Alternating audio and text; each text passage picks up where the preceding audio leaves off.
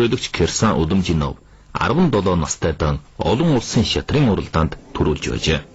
Халимаг улсаас шатрыг ийхүү чухалчилж байгаа нь хойч үрсэн оюун ухаан төгөлдөр хөгжсөн хүн болгон хүмүүжүүлэх зорилгыг тавьж халимаг монголчуудын үндэснээ бахархлыг сэргээхийг зорьсон байна. Ямар нэртэй чи? Линда. Линда. Чи ямар нэртэй? Вика. Мика. Чи ямар нэртэй? Сагыр. Чи ямар нэртэй? Муга. Чи ямар нэртэй? Кристен. Чи ямар нэртэй? Тэяна. Яна. Халимаг юу?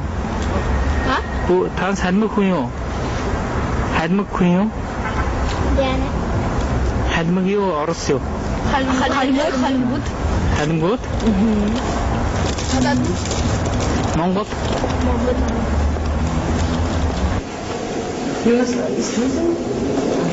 Считается позолоченный. Шатрын хот нь нөгөө талаараа дэлхийн шатрын үжимрийн төв болжээ. Энд дэлхийн шатрын музей гэж байдаг. Энд бид Монгол шатартай адилхан халимаг шатрыг харлаа. Ерөнхийлөгч Удамжиновын дэлхийн шатрын аваргыг тамчин олоход сууж байсан дурсгалд шатрын ширээгч харлаа. Энэ шатар Чийдэнгийн хайрчин чинээхэн дэлхийн хамгийн жижиг шатар болно. Шатрын музейд шатрын үнд ховор жилсийг дэлгэж байдгаараа шатрын соёл ба түүний улирал хувцлыг харуулсан нэгэн төв болсон юм.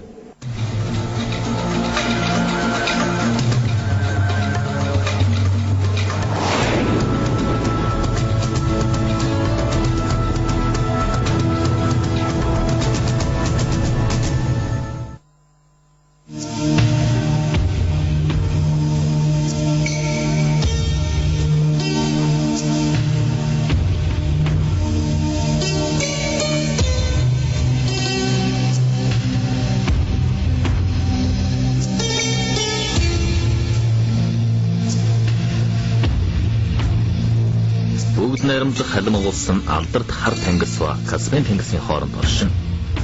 Зүүн буяаран Каспийн тэнгистэй жадгалдаж, баруун хойгуур нь Волго мөрөн орсон өнгөрдөг. Энд оймоо дэлгэв аратан жигүүртэн олон. Үнэнхүү сэрсэр салхитай, бор хуртай, өвөлгүй жонаран байдаг дулаан сайхан орон. Бидний халимгад 11-р сард очих үед өвс ногоон жоноо өнгөрч хөвж байлаа. Өөрөмсгөл дулаан болохоор 2-р сард бороон орж ус урсан часан доороос ногоо чохын харагддаг гинэ.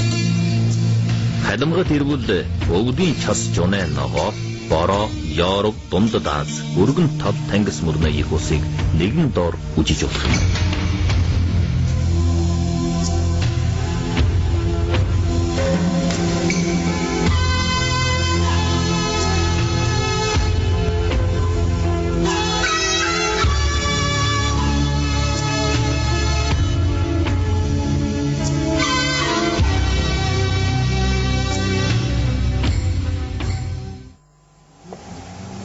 Дээр жоноо 90 дон болоход халимгад 200 түмэн малтай болжээ.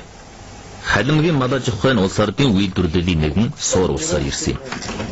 Жуугараа өхөртэй малчин альвид халимаг улсын их хурлын гишүүн Авикийн дагуулгаар хүрчиж ичэрлээ. Энэ гэрийн эжин нь хошууд ястай, бүсгүй өргөд ястан гэнэ. 1943 онд халимагчуудыг шивээрд чөлснөөс халимаг монголчуудын малжих амьдрал, малжих соёл ихэр орхигдсон гэгдэжээ. Орчмын 10 жилээс сая малжих амьдрал ба соёлоо сэргээж байна. Тэд нэр гэдэс дотор 5 чулыг ойрд монголчуудтай адилхан нэрж байна. Энэ цагаан махан. Энэ минь сангас. Энэ ууштай. Халимаг монголчууд эртхийг баатарлагаараа Орос орон тэрчлэн Европ төвд алдаршжээ. Их торгодууд их нутагтай болсон 1771 оноос хойших 200 гаруй жилийн туршид тэд нэр 3-1 цагийн дайн байлдаанд өнгөрүүлсэн байдаг. Халимагчдын өөрийнх нь зүйрлэн ярихаар бол хүний нэг насыг 3 өдрөөр бодох юм бол тэд нэр нэг өдөрт нь дайн байлдаанд мордож 2 өдрийн адуу малаа хариулж ардын дууга дуулан өнгөрүүлсэн гэдэг. Халимагчуд гэж үнэхээр эрхээ баатарлаг мөртөө өөдрөх хүмүүс байгаа юм аа.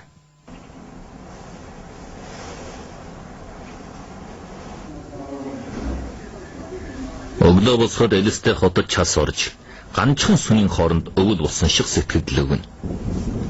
Овш хаан их торгодыг дайчлан дорнош учихдаа мордсон чагаан ам гэдэг түүхэн дурсгалд гажрыг жирж бид ижил мөрнө хөвөөнд ирлээ.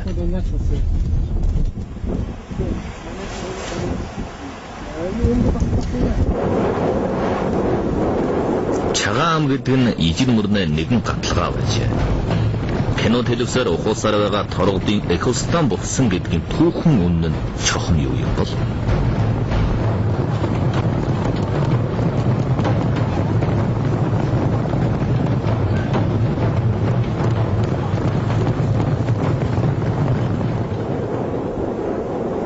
Авшаамнаар төрүүлсэн даруйд Монголд уг нутагтаа бочид ирсэн бол одоо их бол санаад одоо бочид ирсэн гэж хэлж байна.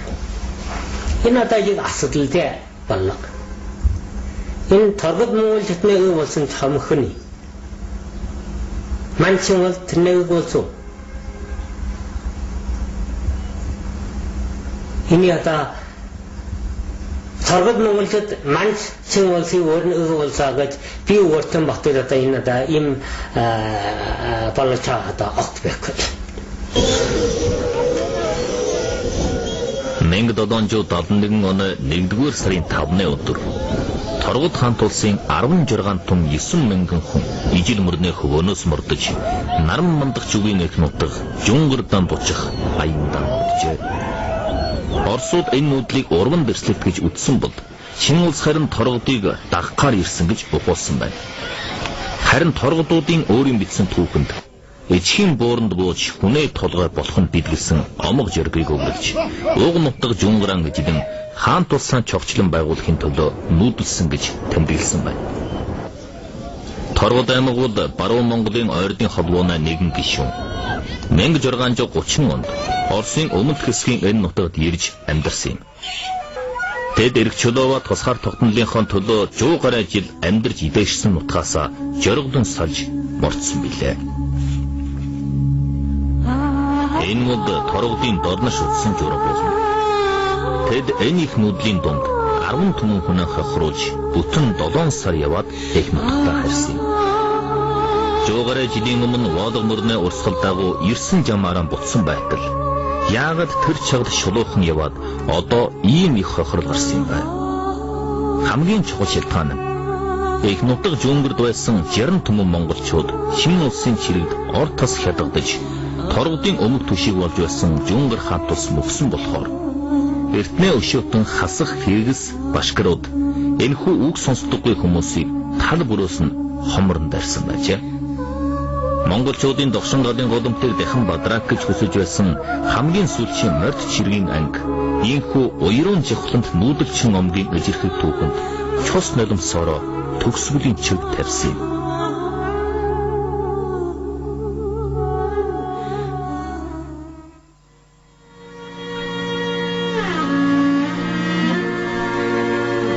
Торгод хаант улсын монголчуудаас бараг 5 түмэн ижил мөрнөө баруун иргэнд хашигдаж хожирсон нь одоогийн халимгийн дээдэс юм. Энэ үе болоход Ёрвын чав үе хурж ирсэн байлаа. Их торгодууд их нутагтаа нуусан явдал нь ижил мөрөнд үлдсэн халимгуудад хүнд чухал туллаа. Оросын хүүхэн хаан Екатерина 1771 оны 10 дугаар сард халимгийн хаант улсыг устгаж Астрахань мужид хамааруулжээ. Хэдийгээр улс төрийн эрх чөлөөгөө алдсан боловч халимгчууд нүүдлэн малжих амьдралаа ухвээр нүлдэж хэл соёл шашин шүтлэг чанга баримталсаар байжээ. Энэ нь жон жилийн өмнө сүудэрсэн халимгчуудын амьдралын жураг дүрс болно. 19-р жооны ихэр халимг нь 9 улсад хуваагдаж байлаа. Үүнд 6 торгод, 2 нь дөрвөд, 1 нь хошууд улс байжээ. Энэ үеийн мэдээгээр ижил мөрнө халимг 6 түм орчим хүнтэй байсан гэж сурвалж бичгэд тэмдэглэсэн байна.